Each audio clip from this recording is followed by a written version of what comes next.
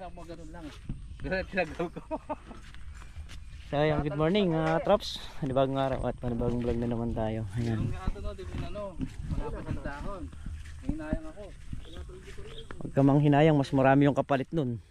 Yeah, maganda yung dahon na malapad eh.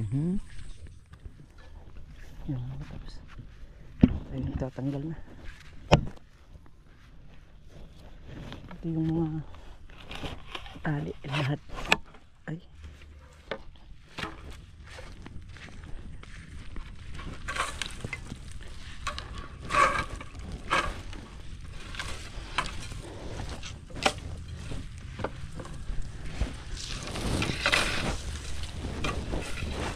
Baklas balag.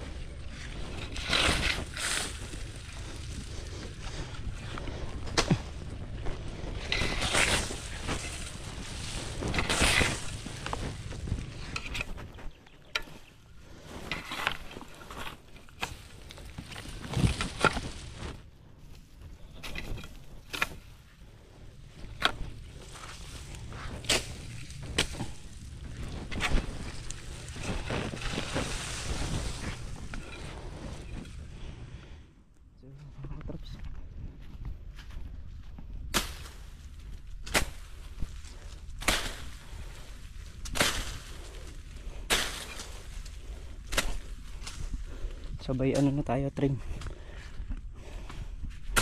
sa pagtatanggal ng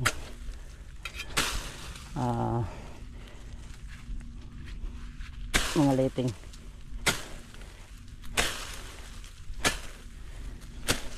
Ganitong sitwasyon mga katrops, huwag niyong pangihinayangan dahil mas malaki yung magiging kapalit niyan. Gaya niyan, ganito trim yan.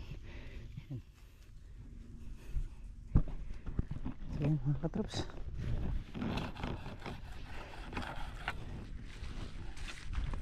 magpapatuloy ng ating ginagawa.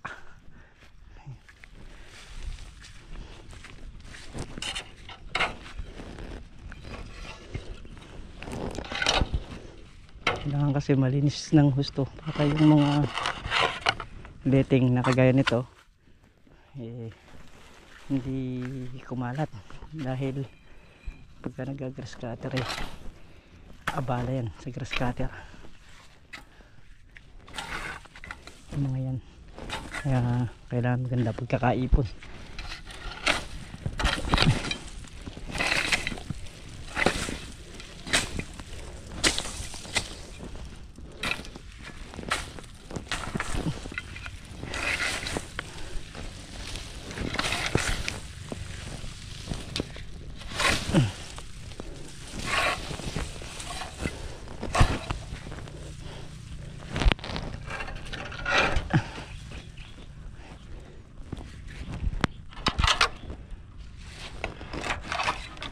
Sabay tanggal na sa tali para bubunutin na lang yung mga mga buho at dire-diretso na.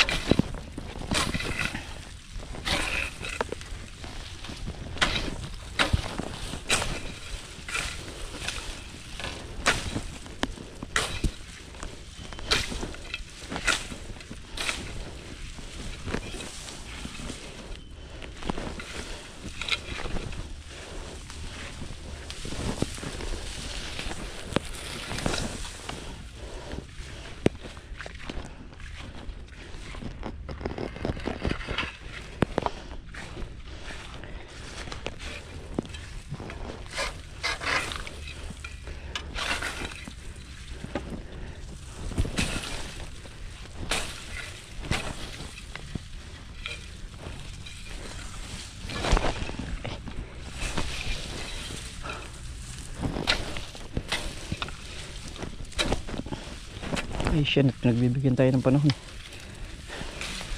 Hindi nag-uulan.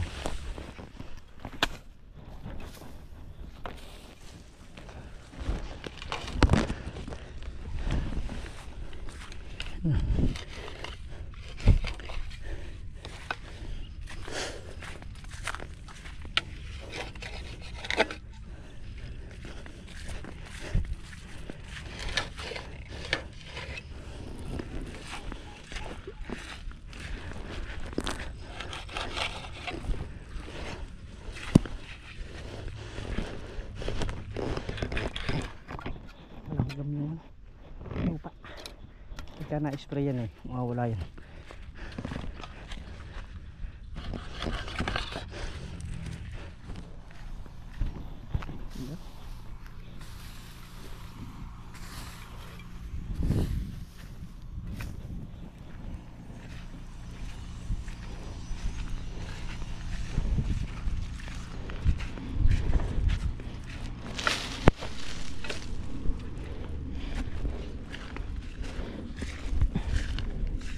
Ha? Ay, tabasin mo. Yan. Sige, baba mo pa. Yan. Linis-linis tayo.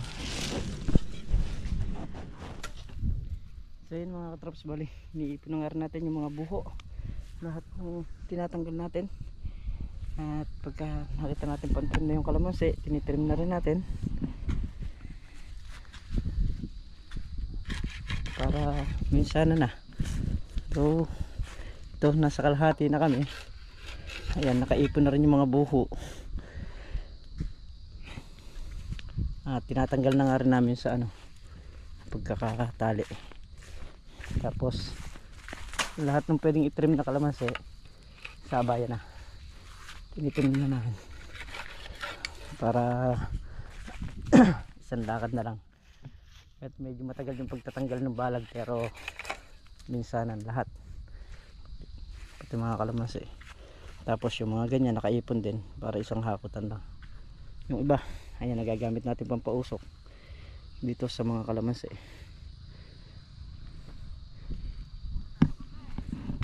Ayan, magkakape muna raw.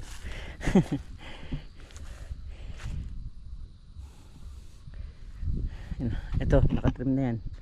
Diretso yan dun. Ayan o. Nakakatrim na yan. Yan yung step 2 natin. Kasi nga lalabasan ng sangayan. Tapos ang susunod natin dyan yung pagpapa-araro na. Yun na yung kasunod nito. Pagkayaring na-araro, spray na tayo sa kalamansi. Hindi naman ganun yung pag-i-spray natin, pero kailangan nating antabayanan ng spray para yung mga lalabas na sanga talaga maganda. So hindi pa naman pabunga to mga katrops. Kinukondisyon pa lang natin yung kalamansi rito. Yung sa baba hindi pa gaanong pwedeng i-condition, gawa nung medyo naiwan siya rito. So ito malakas talagang lumaki saka lumabong. Hindi pa natin naitsahan to, yung dumi ng manok. Wala pa to, yun lang baba.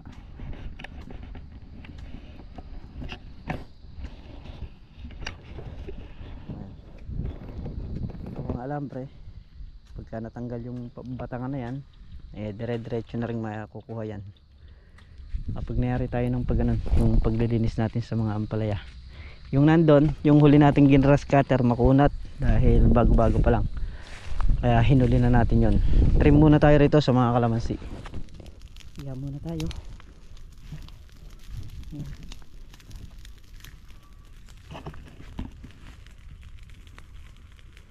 Bukas na ulit namin pagpapatuloy yung aming pagtatastas doon.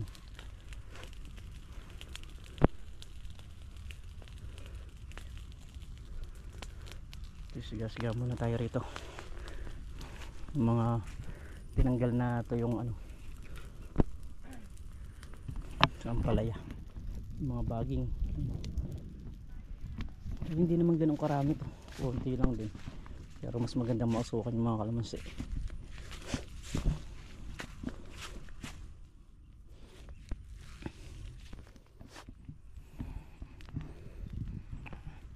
So nakapaikot na lang sa gaya na yun. Meron din doon, meron din doon sa may banda ron, at meron din doon.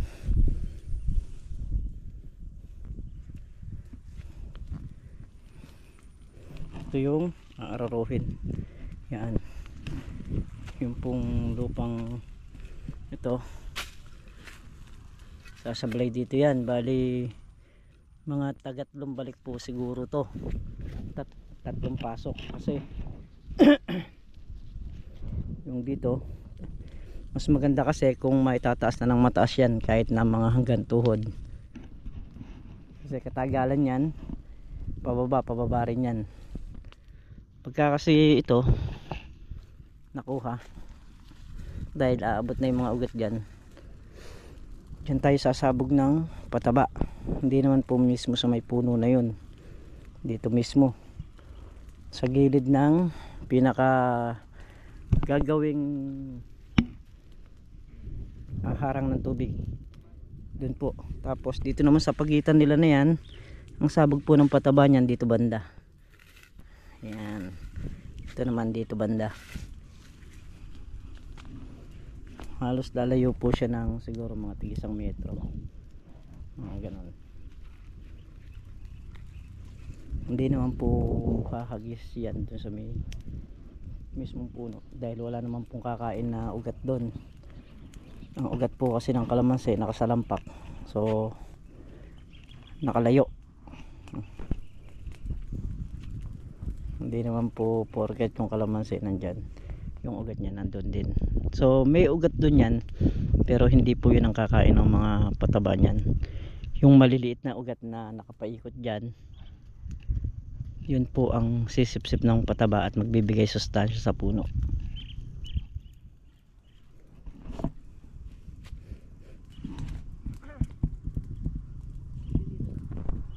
Ayan, traps. Maluwang na rin yung aming natanggalan ng buho. Nandun na sa may tapat ng ilaw na nangalahati.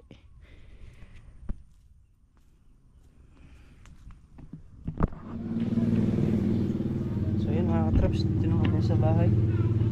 Tayo ay magde-deliver ng tubig. Ayan o, yung 4 na yan, bibit-bitin natin yan dun sa kabilang bahay. Ayan, bali meron na rin mga mineral dito na tubong konti. Boss Amo Manager, Mrs. Ketraps busy sa langka. Nakakaabalahan niya yung langka. Ano ba yan? Masarap to sa Bilo-bilo. bilo-bilo. Sabi ko na, sarap daw yun sa bilo-bilo. Langka.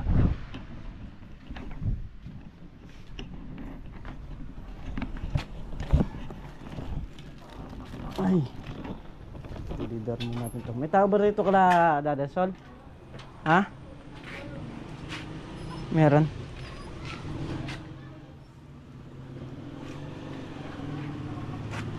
Ayan, buhatin natin tong 4.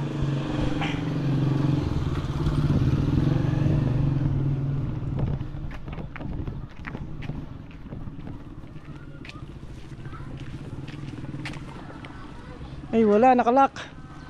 Mamaya na natin deliver. Nakalock yung gate eh. Oo.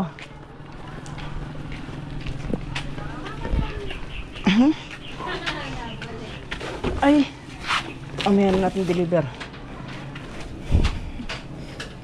Yeah. Sabi kasi umorder ng tubig. Bagamat wala man kaming nawasa mineral station, naga nga.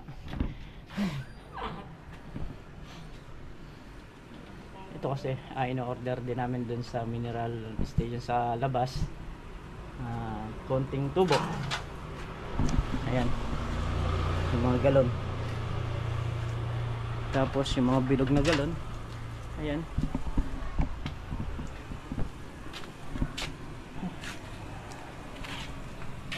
Mamaya, di-deliver natin doon sa kabila.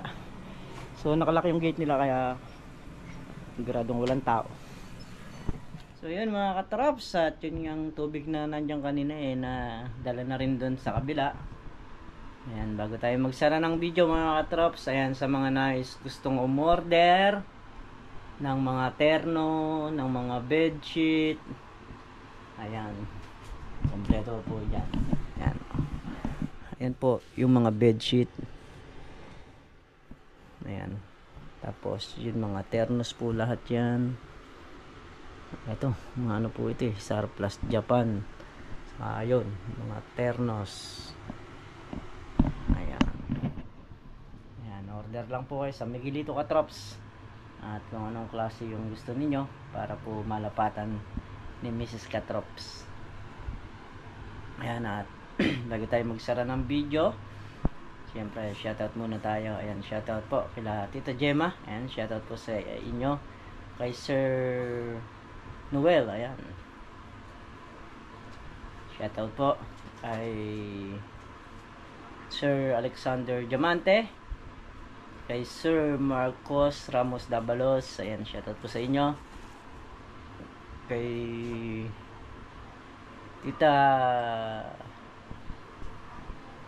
Tita Leia, ayan, shoutout po. At kay Nana, ayan, shoutout po. Kila Ate Donna, ayan, shoutout po sa inyo dyan. Kuya Joel, shoutout po. At sa lahat po ng sumusuporta at nagtitiwala sa channel natin, ayan, maraming salamat po sa inyong lahat. Hanggang ngayon po, lubos ang inyong pagsuporta. Ayan, kay Sir Relucio, kay Sir Jun, ayan, kay Sir Jun Relucio, ayan, shoutout po. Saka kay Sir Jimmy Relucio, ayan, shoutout din po sa inyo. So yun mga katrops, muli po maraming salamat po sa inyong lahat. At hanggang dito na lamang po yung ating simpleng video. At kita-kita po ulit tayo bukas. Ayan, bye-bye po sa lahat.